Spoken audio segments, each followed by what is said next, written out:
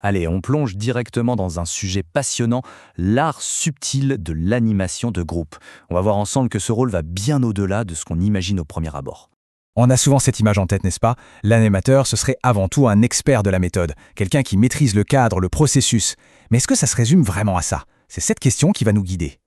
Alors, pour bien comprendre toute la subtilité de ce rôle, commençons par le début.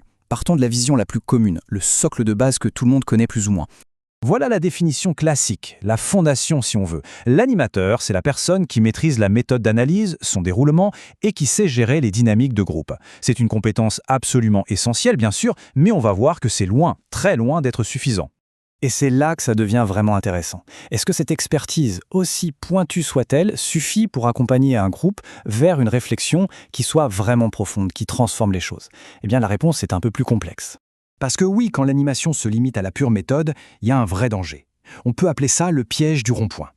C'est une métaphore très parlante pour décrire un risque bien concret, celui de la stagnation. Ce qui est génial avec cette analogie, c'est qu'elle rend les choses très claires.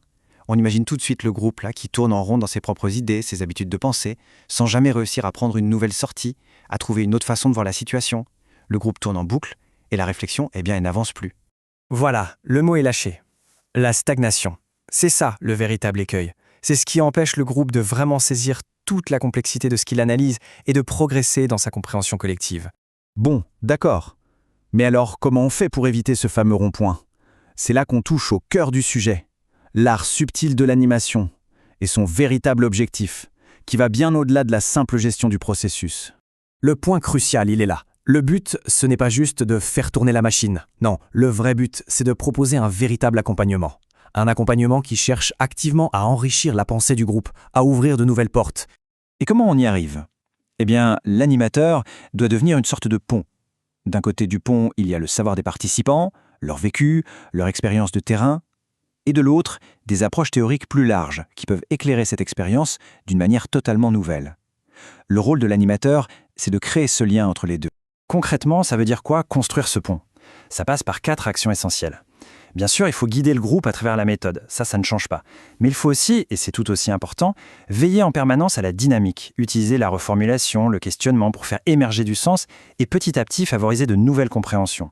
C'est un travail d'orfèvre, un ajustement constant. Et là, attention, on arrive à une nuance qui est absolument capitale. Pour créer ce pont, l'animateur doit savoir éclairer, mais sans jamais dominer. Tout l'enjeu est de trouver cette fameuse juste posture.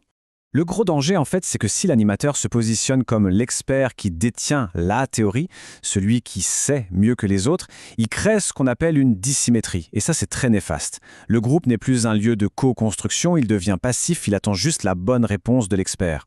Cette comparaison résume tout.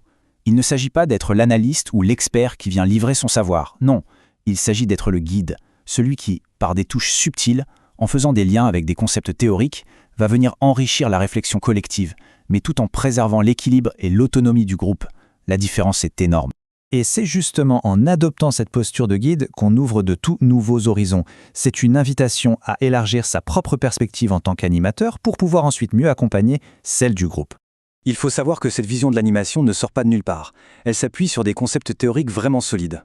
Par exemple, l'approche dite multiréférentielle, qui nous invite à regarder une même situation à travers plusieurs grilles de lecture en même temps, un peu comme si on changeait de lunettes.